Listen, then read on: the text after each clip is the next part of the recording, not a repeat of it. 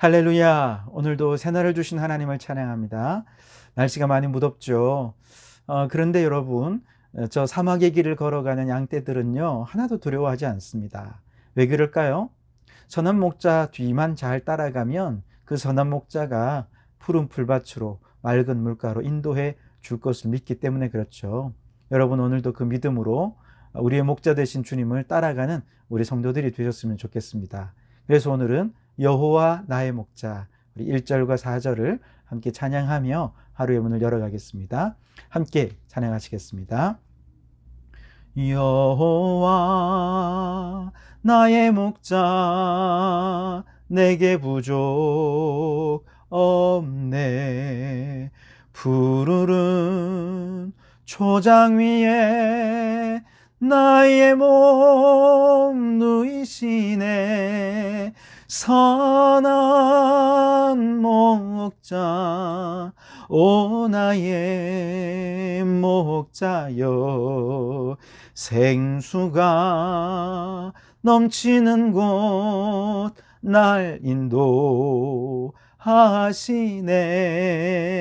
기름을 머리 위에 바르시는 주님, 평생의 선하심과 인자함 따르리니. 선한 목자, 오 나의 목자여. 생수가 넘치는 곳 날 인도하시네. 아멘.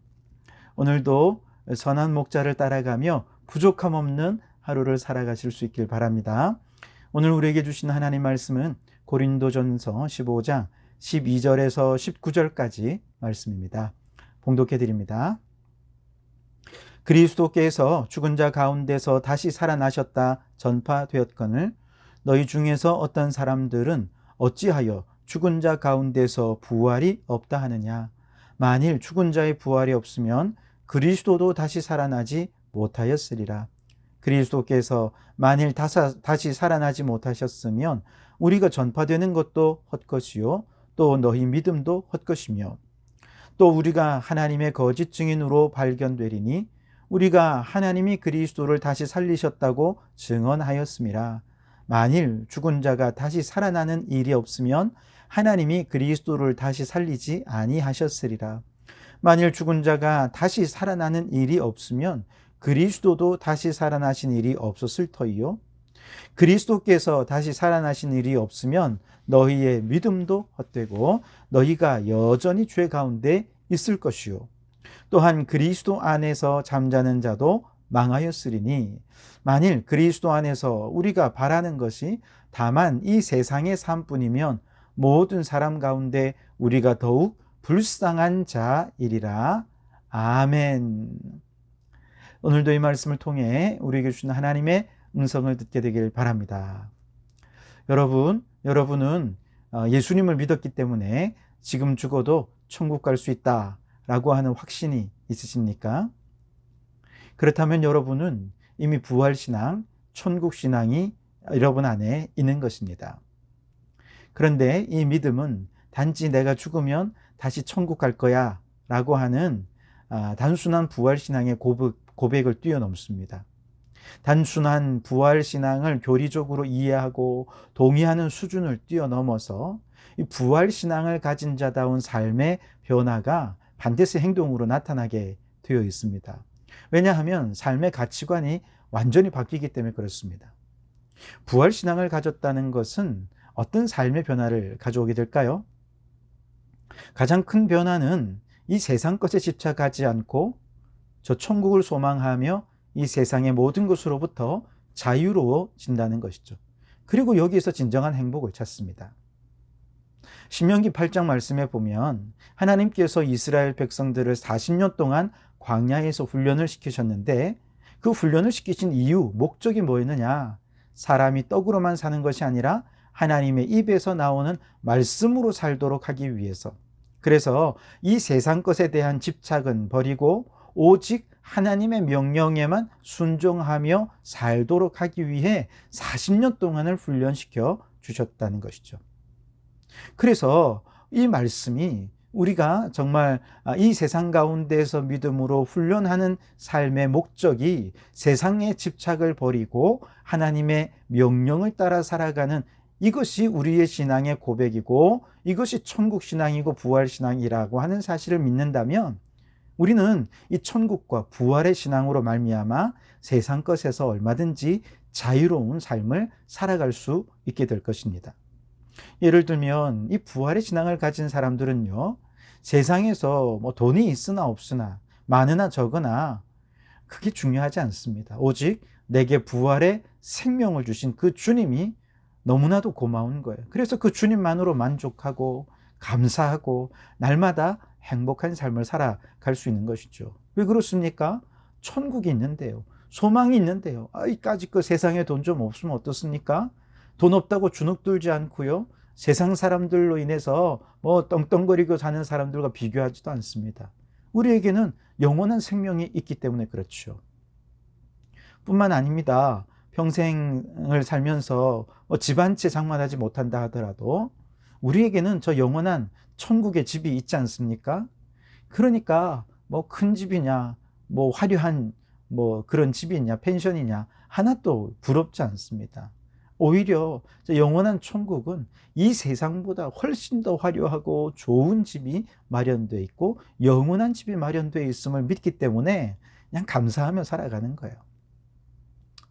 사람들이 부러워하는 좋은 직장 갖지 못한다 하더라도 그저 어디서든 일할 수 있는 힘이 있고 또 일할 수 있는 직장이 있기만 하면 우리 믿음의 사람들은요, 바로 그 자리가 소명의 자리인 줄 알고 직장 상사든지 뭐 사람들을 눈치 보지 않고, 나중에 어차피 하나님 앞에 가면 하나님 앞에서 우리는 다 그 계산을 할 것 아니겠습니까? 하나님의 칭찬이 중요한 것이죠. 그렇기 때문에 우리는 하나님만 바라보면서 내게 주신 모든 달란트를 활용해서 최선을 다해 맡겨주신 사명을 감당하는 사람, 그가 바로 부활의 신앙, 천국 신앙을 가진 사람이죠. 뿐만 아니에요. 이 세상에 환난과 고난과 핍박이 있다 하더라도 끝까지 믿음으로 승리하면 저 천국에서 하나님께서 큰 상급을 주실 것을 믿기 때문에 결코 환난 때문에 믿음을 저버리지 않습니다. 혹시라도 그 모진 환난 속에서 믿음으로 살다가 죽으면 순교하는 거잖아요. 순교하는 사람은 천국에서 상이 배나 더 크기 때문에 그것도 너무나도 고맙게 여기는 것이죠. 그래서 그런 순교를 무슨 정말 억울한 죽음이나 개죽음이 아니라 저 영원한 천국에서 하나님께서 큰 상급을 주실 것을 믿기에 천국 소망을 가진 성도들은요, 환난과 핍박을 받을 때 오히려 내게 상급받을 기회가 주어졌다 생각하며 기쁨으로 감사함으로 환난을 당하게 되는 것이죠. 그래서 야고보서 1장에 너희가 여러 가지 시험을 당하거든 오히려 기쁘게 여기라, 그렇게 말씀하지 않습니까? 바로 여기에 천국 신앙, 부활 신앙이 있는 것입니다.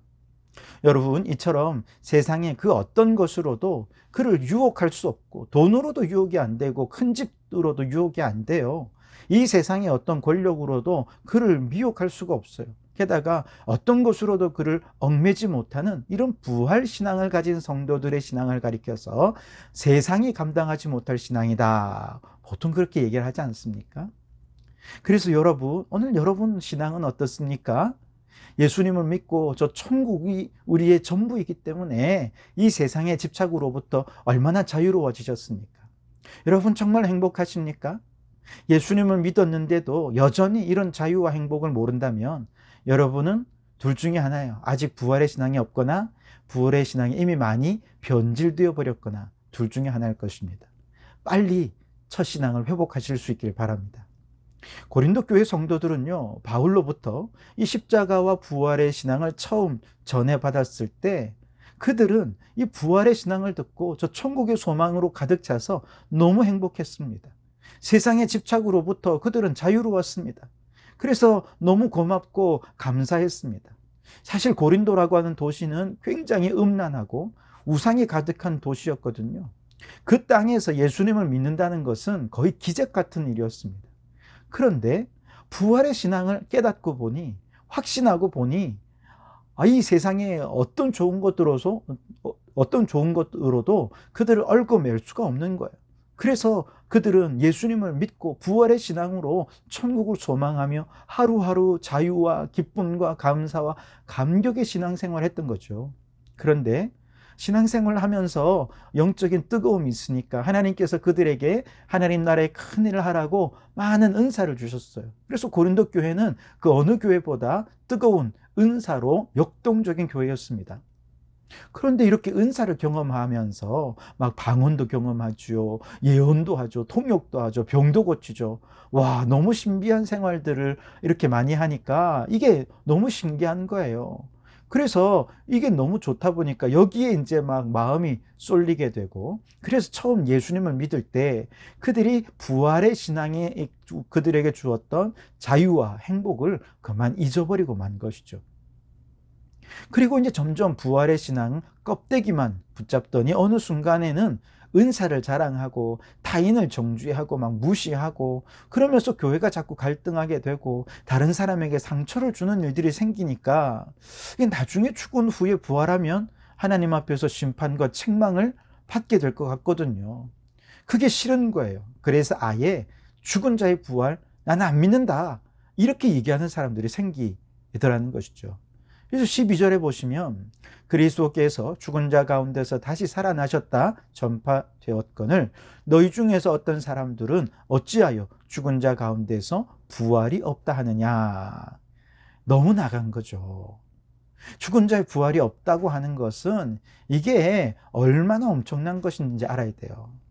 이들은요, 차마 예수님의 부활 자체를 믿지 않는다고 말할 수는 없었어요.